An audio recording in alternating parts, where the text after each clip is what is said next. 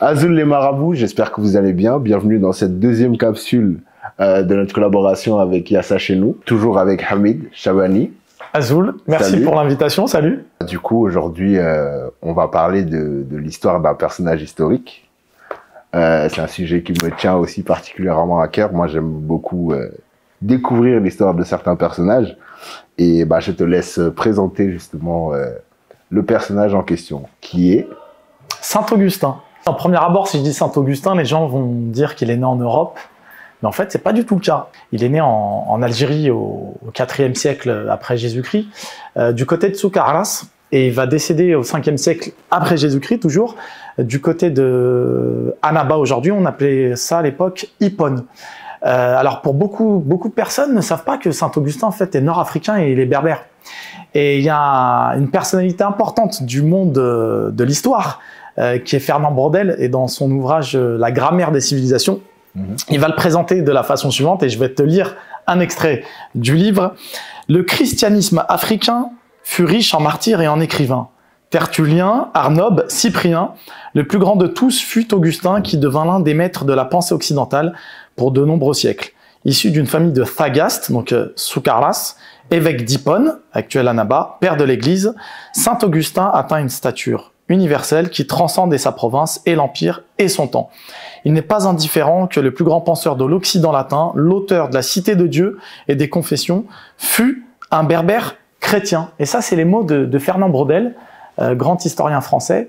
Et Saint-Augustin, en fait, il occupe une place hyper importante en fait dans le monde du christianisme.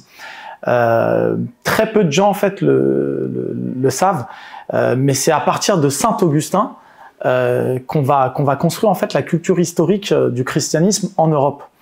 Et ce qui est intéressant, c'est que contrairement aux idées répandues, aux idées reçues, pardon, et qui sont répandues bien sûr, en fait, le berceau du christianisme, avant de quitter l'Orient, en fait, c'est d'abord l'Afrique du Nord, en fait. C'est en Afrique du Nord qu'on a eu un certain nombre de prêtres, d'évêques, et c'est de l'Afrique du Nord, en fait, qu'on a commencé, les saints pères de l'Église, dont Saint-Augustin, ont commencé à réfléchir sur cette notion de christianisme. Et c'est très intéressant ce que tu me dis là, parce que du coup, on est dans une période qui est assez particulière pour l'histoire de l'Afrique du Nord. La période punique, des guerres puniques. Exactement, ouais. Donc tu peux nous expliquer un petit peu le contexte dans lequel justement Saint-Augustin est né, dans le contexte dans lequel il a évolué?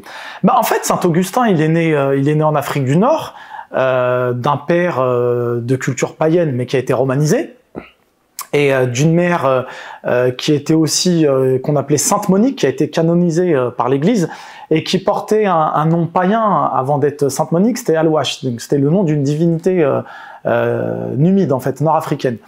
Et du coup, c'est un personnage très atypique, parce que en fait, il naît chrétien. En fait, il a les premiers rites chrétiens qu'on lui donne à la naissance, etc. Mais en fait, il s'y intéresse pas du tout. Au départ, il s'y intéresse pas du tout. Il va poursuivre ses études. Ses parents ont les moyens de l'envoyer à Carthage. Il va y faire ses études. Il va même tomber amoureux d'une fille avec laquelle il va avoir un enfant qui va décéder aux alentours de l'âge de 18 ans. Mais les questions en fait chrétiennes n'intéressent pas plus que ça. Il a envie de réussir dans la vie. Il avance. Il voulait même être nommé gouverneur de la province. Les choses ne se passent pas comme elles doivent se passer. Et puis, lorsque il décide de s'y intéresser, en fait, il va rencontrer un évêque. Alors, il va quitter Carthage à un moment donné pour aller s'installer à Rome. Et sa maman va le quitter, elle décède. Et puis, il va se rapprocher d'un évêque à Milan, Saint Ambroise. Au départ, il le rencontre, il assiste en fait à ses prêches. Parce qu'il avait des dons d'orateur, Saint Ambroise, qui a interpellé Saint Augustin. Et petit à petit, en fait, il va de nouveau s'intéresser à la Bible. Parce qu'en fait, il avait lu d'abord la Bible une première fois, mais ça allait pas du tout en réalité attiré, parce qu'il comprenait pas forcément le latin. C'est un personnage très très intelligent, et en fait, il va beaucoup se chercher, en fait. Presque d'une crise existentielle qu'il va avoir, et il va se rapprocher de Dieu de cette manière. Il a longtemps été entre deux mondes, en fait. Je dis ça parce qu'en fait, il voulait être comme tous les jeunes de l'époque et comme aujourd'hui, s'amuser, faire des choses dans la vie, etc. Et en fait, il hésitait avec aussi des mouvements philosophiques auxquels il s'intéressait. Et puis, il s'est retrouvé à s'intéresser de plus près en fait au christianisme lorsqu'il arrive à Milan. Et ce qui est intéressant, donc, il va être baptisé en fait à Milan, où là, il va vraiment se convertir au christianisme. Même si je te disais auparavant en fait qu'il était né chrétien de par ses parents, mais en fait, il va être baptisé à ce moment-là par saint Ambroise, et il va être envoyé en fait en Afrique du Nord, et il va être prêtre à Annaba, à Hippone, dans un premier temps, et puis ensuite il va devenir évêque. Et donc il a tout un parcours initiatique, et c'est hyper intéressant parce que c'est quelqu'un qui pourrait même correspondre à notre époque aujourd'hui. C'est ça. Ouais. C'est quelqu'un qui était dans une forme de recherche spirituelle, et puis aussi une forme de recherche identitaire, parce que contrairement à ce que l'on pense, il était effectivement latinisé, mais il se sentait africain. Dans ses écrits, il le disait. Il y a même, je vais te citer un extrait d'une discussion qu'il a à un moment avec Maxime de Mador, qui se moque de lui en fait. Maxime de Mador à l'époque est un orateur latin, lui-même qui était d'origine berbère, mais qui se moquait de cette langue. Et saint Augustin lui dit, c'est ce que nous rapportent les sources, tu ne peux pas t'être oublié toi-même, virgule, un Africain écrivant pour les Africains, au point de penser que les noms puniques devraient être critiqués. Si tu rejettes cette langue, tu contestes donc de nombreux sages enseignements ont été transmis dans des livres puniques, comme le rapportent des hommes savants.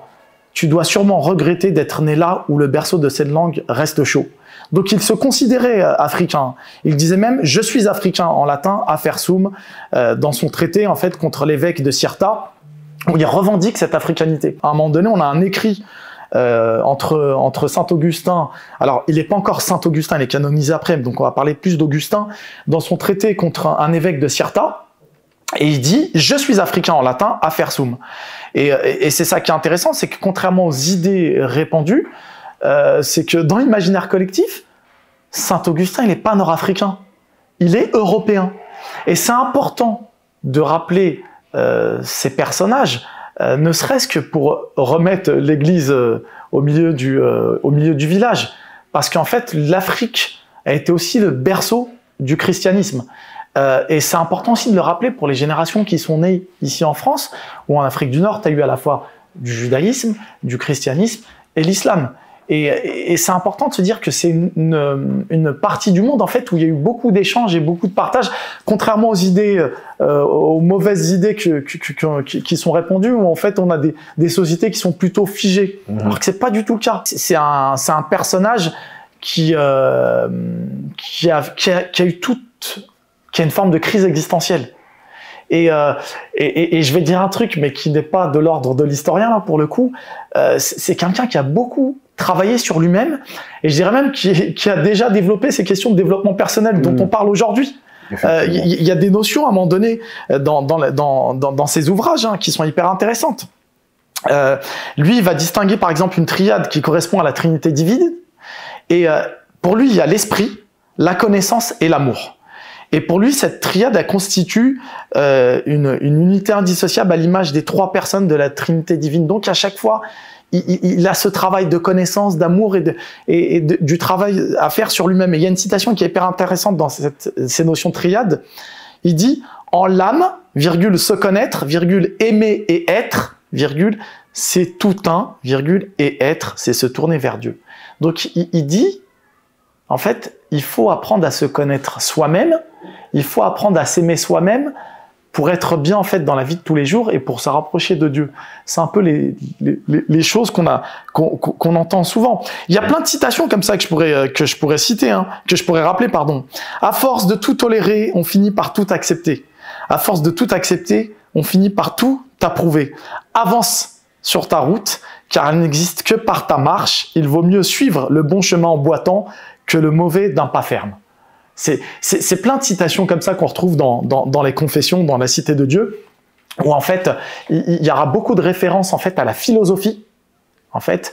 Et c'est ça qui est intéressant avec Saint-Augustin. Il rappelle beaucoup les principes d'épicurisme, de stoïcisme, etc. C'est quelque chose qu'il admire et que c'est quelqu'un qui lit beaucoup, qui s'intéresse à beaucoup de choses et qui va lier ça aussi avec la culture chrétienne. Donc et sa propre identité africaine. Et c'est ça qui est intéressant avec Saint-Augustin.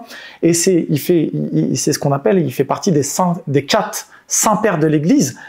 Et aujourd'hui, c'est quelqu'un d'extrêmement important au Vatican. Saint-Augustin est une personnalité qui est connue et reconnue, et c'est un peu lui qui a apporté en fait le christianisme et les bases du christianisme ensuite en Europe.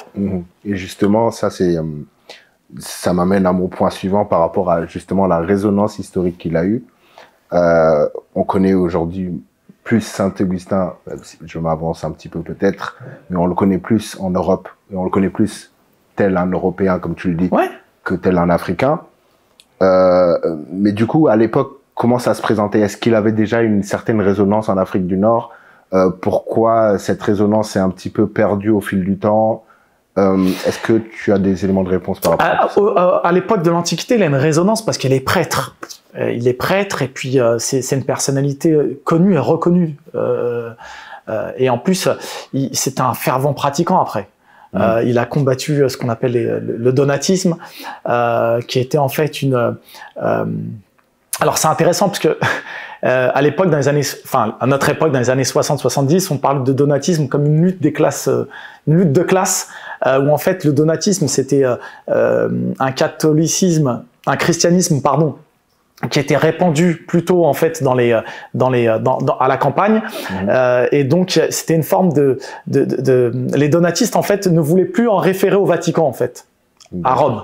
Ils estimaient que il fallait que la religion s'exerce en Afrique du Nord. Donc Saint-Augustin ne voulait pas. À cette époque, on était à l'époque de Saint-Augustin, où Saint-Augustin du coup s'est battu contre les donatistes et s'est battu contre les manichéens, parce que il a été manichéen en fait avant de se baptiser Saint-Augustin, parce qu'en fait il a suivi ce qu'on appelle, c'est Mani qui a inventé cette forme de religion, ou manichéisme, c'est ce qui a donné la définition aujourd'hui, hein, que le monde est organisé entre le bien et le mal. Donc c'était un des adeptes. Et au moment où il devient évêque, il va se battre aussi contre ce manichéisme. Donc il était quand même très proche de la doctrine de l'Église et de Rome. Donc c'était quelqu'un d'éminemment connu en fait en Afrique du Nord. Après, qu'est-ce que je peux dire sur le fait qu'il ait été moins reconnu plus tard? Parce que, en fait, à partir de l'indépendance de l'Algérie, en fait, tout ce qui ne concernait pas l'islam était un petit peu effacé, mis sous le tapis, pas du tout considéré. Alors, il y a des monuments, il y a une cathédrale qui rappelle Saint-Augustin à Annaba, mais on a fait en sorte d'effacer ces personnages. Bon, idéologiquement parlant, alors que ça fait partie du patrimoine de l'Afrique du Nord. Mais aujourd'hui encore, Saint-Augustin en Afrique du Nord, les gens savent très peu qu'il est né en Algérie, dans l'Algérie actuelle, etc. Les gens, ça leur parle pas. Parce que le christianisme est d'abord, avant tout, européen. Alors que c'est une idée, en fait, c'est une fausse idée qui est répandue. En tout cas, tout ça est très, très intéressant. Et ça m'amène à ma dernière question, qui est du coup, comment se termine un petit peu la vie de Saint-Augustin? Saint-Augustin, il décède à l'arrivée des Vandales en 430. Les Vandales vont assiéger, alors ils vont d'abord parcourir toute l'Europe. Hein. Ils vont saccager même toute l'Europe. Ils viennent d'où? Ils viennent grosso modo, en fait, de l'actuelle Allemagne et un bout de l'Europe du Nord. Donc ils vont saccager beaucoup de villes, ils vont prendre le pouvoir, et on est en plus en même temps à la fin d'un cycle. C'est Rome qui est en train de tomber petit à petit.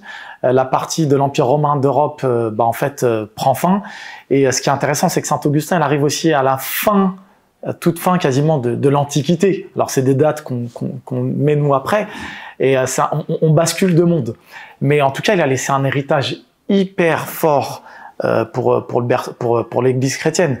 Ça, c'est indéniable aujourd'hui. Mais ce qui est dommageable, c'est qu'on n'en fait pas une figure africaine.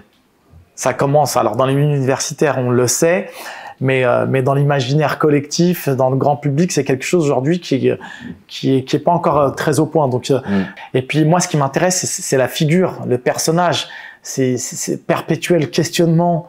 En recherche, questionnement identitaire, etc. Donc il va lire spirituel plutôt. Il va beaucoup écrire sur ces sujets. Et puis Les Confessions et la Cité de Dieu, c'est un livre qui est intemporel. Aux États-Unis, en Europe, aujourd'hui c'est des ouvrages qui sont utilisés dans la philosophie. Saint Augustin a beaucoup travaillé sur la notion du temps. Le temps présent, le futur, le passé. Donc, il réfléchit beaucoup sur tout ça. Et j'invite les gens à s'approprier Saint Augustin, qu'on soit chrétien, qu'on soit juif ou qu'on soit musulman. Sur le plan intellectuel, c'est super enrichissant. J'ai réalisé une capsule sur la personne de Saint Augustin et sur d'autres personnages de l'histoire berbère, et en fait je raconte son cheminement, son parcours de vie jusqu'à sa conversion et jusqu'à sa mort, et on peut la retrouver sur Instagram ou sur Facebook. Excellent. Et si vous vous intéressez à Saint Augustin, tout comme Hamid, je vous invite à aller voir sa capsule. Merci à toi, Hamid. Merci. Vous avez entendu les dernières infos. Merci pour cette capsule numéro 2. On se retrouve très très bientôt pour la suivante. Ciao. Ciao.